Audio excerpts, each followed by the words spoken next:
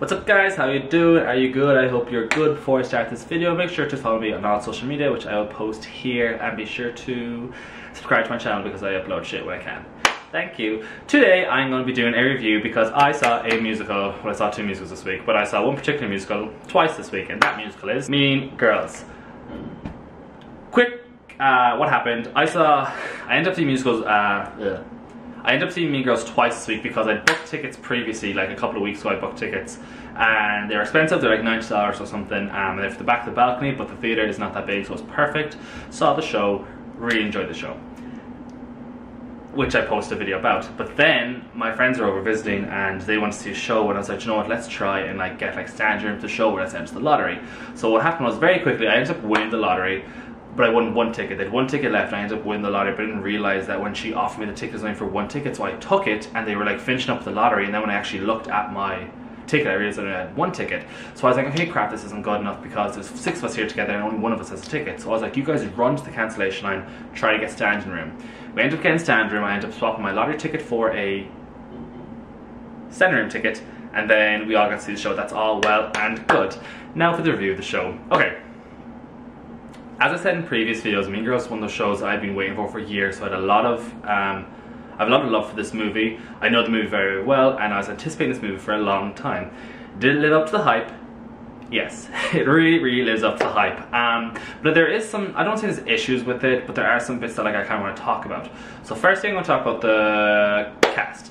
The cast is arguably the best bit, like aspect of this show. The cast is so strong. Erica Henson as Katie is, honestly, she's so great. She really draws you in. Her voice is fantastic.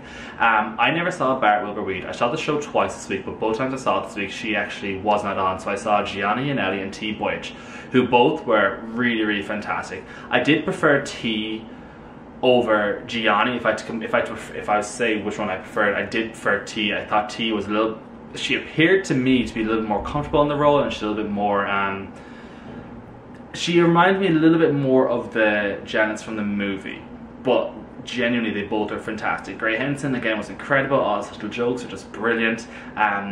Kate Rockwell was fantastic as Kate Rockwell. Interestingly, I love Kate Rockwell, and I've said this before previously, but when I saw the show the second time I noticed a lot more little things that Kate Rockwell did. So be sure to just, like, if you see the show, be sure to keep an eye on Kate Rockwell, because she adds so many little like side like quips and like remarks that you don't notice. Like, especially just keep an eye for her. Keep an eye on her during Apex Predator, because that's one of the funniest scenes when she's in it. When she's looking for food. I'm not going to go into it because I don't really want to spoil anything, but like, I watched the show last night. I was like, how did I not notice that the first time I saw the show? So watch her in Apex Predator in particular.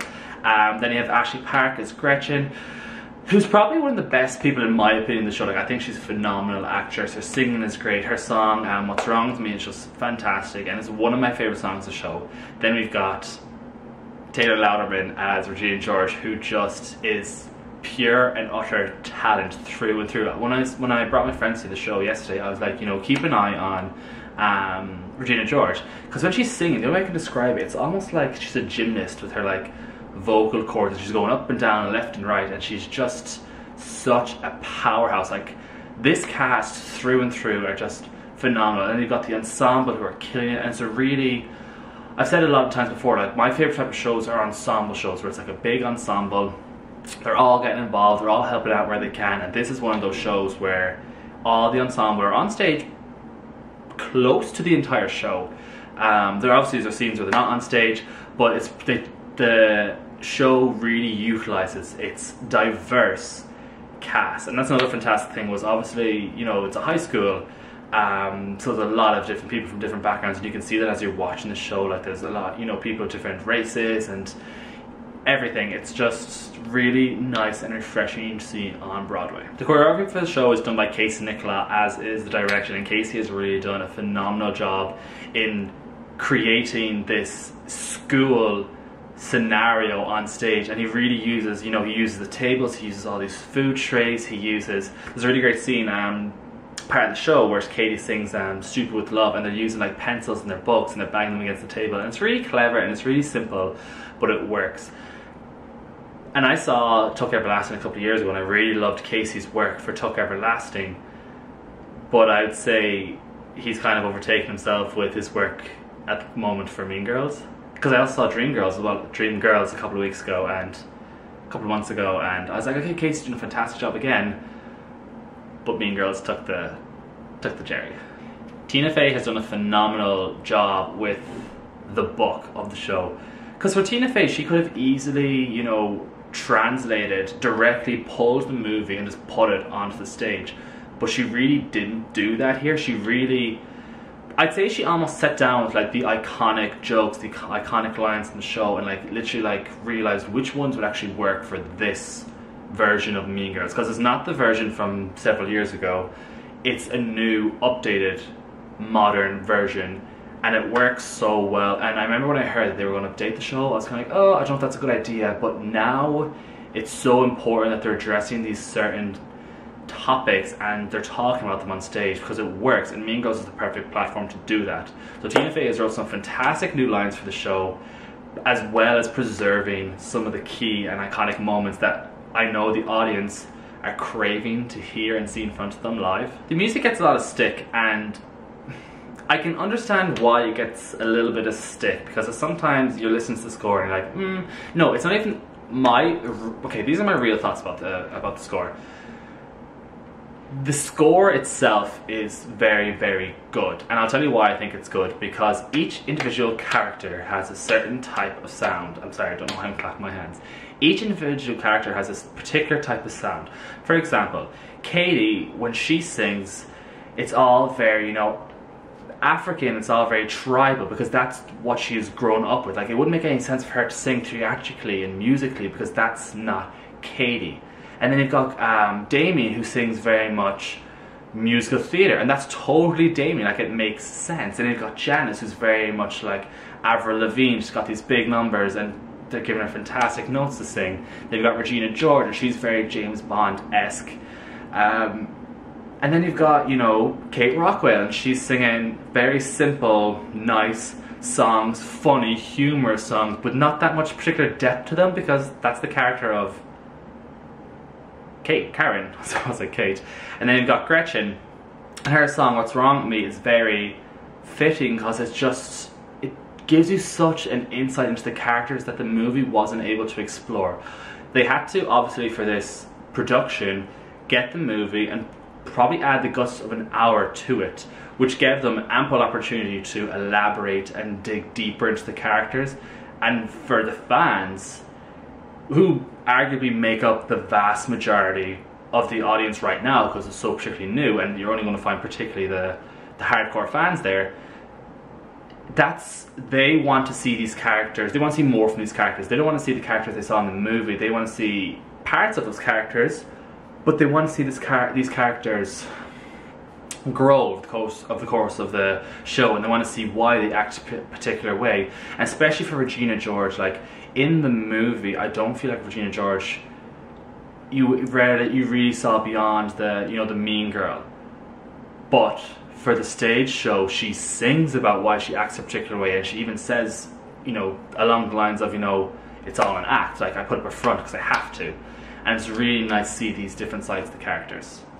But on the notion of the score, well, I'm just going to keep talking about the score. There's a lot of, I feel like, criticism comes towards the lyrics for the show by Nell Benjamin. And initially when I heard the lyrics, I was like, okay, these lyrics aren't the strongest lyrics, they're not the best lyrics. And then I kind of had this thought the first time I saw the show, when I was watching the show, and I was like, hold on a second, I'm watching a 16-year-old sing, and a 16-year-old isn't going to have a particularly expanded vocabulary. They're going to talk a particular way. And that was kind of when that was the first time I had that initial thought. And then when I saw the show the second time, my friend said to me during the interval, she goes, I've noticed the lyrics are kind of like weak at times, but then she said, but then she kind of contradicted herself, and she goes, well, it's not that they're weak, it's that it's 16-year-olds singing, and this is how a 16-year-old would sing. So for me, I think that the lyrics are the way they are because they're 16-year-olds, and they're very fitting to the age group and the characters at that given time. The next bit I want to talk about is the set, which I was a little bit, I don't say skeptical about, But after the Tony nominations came out and I saw it got nominated for the best Tony for set design, I was like, okay, you know, it must be very good because it got nominated over some other piece of theatre that I thought would have gotten the Tony nomination. The set is essentially 2 very large LED screens, and they do utilise the LED screens very, very effectively. And the LED screens are very, very, you know, they work. They thoroughly work. And I think I read an interview from one of the cast, not the cast members, it was arguably the guy who did the set, and he said, and he was right, the show takes place in so many different locations that it would have been very hard to replicate effectively all these areas, bearing in mind the constraints of the August Wilson Theatre. So they obviously came to the conclusion that an LED screen would work best. And when I say LED screens, like, I don't want to like downplay it, because the LED screens do work very, very well, and they work great for capturing the atmosphere and the area that the scenes are taking place in. There obviously is a couple of physical set pieces, and they use those very well. And another thing I read was there's no tracks in the stage whatsoever, and usually most modern musicals that I can recall all have tracks. And a track is, you know, where there's literally like a track in the floor that brings set pieces on and off.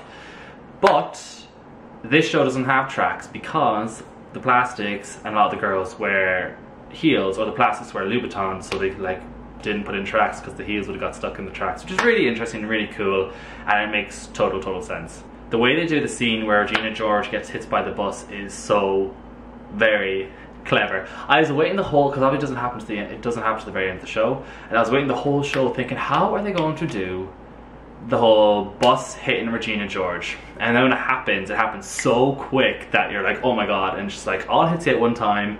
And it's just a moment where the entire theatre goes dark and everyone's like laughing their heads off, and it's, oh, I just want people to see this show. I forgot to mention Kerry Butler. Let's talk about Kerry Butler for 1 second. She plays Regina George's mother, Katie's mother, and Miss Norbury. Kerry Butler is phenomenal in all 3 roles, and what's brilliant about it is that every single role is like three distinct characters. There's no similarities between the 3 characters. I mean, she changes her wig, she changes her voice, she changes her demeanour, the way she walks, the way she holds herself. The thing I wish is that Kerry Butler had a little bit more to sing in the show. I know she had a song when the show was in DC, but that song got cut. So I kind of wish that song was still there, or she had a song to sing, a whole song. She sings little bits here and there, but she doesn't have a whole song to herself, so that's a little bit of a downer.